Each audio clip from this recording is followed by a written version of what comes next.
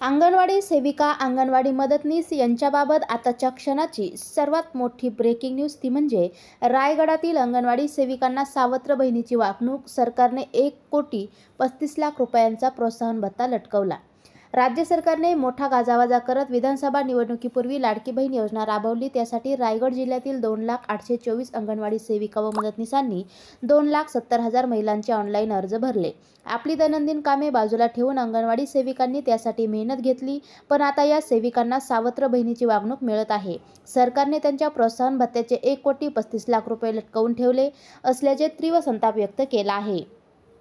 आमच्या हक्काचा प्रोत्साहन भत्ता मिळणार तरी केव्हा, असा सवाल या अंगणवाडी सेविकांनी केला आहे. जुलैमध्ये सुरू झालेल्या मुख्यमंत्री माझी लाडकी बहीण या योजनेची अंमलबजावणी करण्यासाठी ग्रामीण व शहरी भागातील प्रशासकीय यंत्रणा कामाला लागली होती. रायगड जिल्ह्यातील जास्तीत जास्त महिलांना लाभ मिळावा यासाठी प्रयत्न करण्यात आले. त्यामध्ये ग्रामीण भागातील अंगणवाडी सेविकांची भूमिका महत्त्वपूर्ण ठरली. आपली नियमित कामे आटपून ग्रामीण भागातील महिलांचे व योजनेचे अर्ज भरून घेण्याचे काम अंगणवाडी सेविका करत होत्या. अंगणवाडी सेविकांना अनेक वेळा इंटरनेटच्या समस्या देखील भेडसावल्या, तरीही या सेविकांनी अर्ज भरण्याची व अन्य कामेही पूर्ण केली. तर नशिबात फक्त प्रतीक्षात. रायगड जिल्ह्यामध्ये लाडकी बहीण योजनेची अंमलबजावणी सक्षमपणे पार पाडणाऱ्या अंगणवाडी सेविका मात्र उपेक्षितच राहिल्याचे चित्र आहे.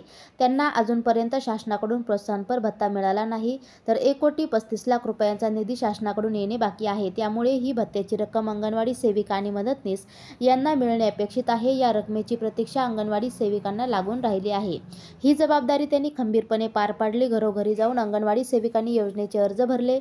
त्यांना प्रोत्साहन म्हणून 50 रुपये प्रत्येक अर्जासाठी देण्याचे शासनाकडून जाहीर करण्यात आले, पण प्रत्यक्षात हा भत्ता मिळालेलाच नाही.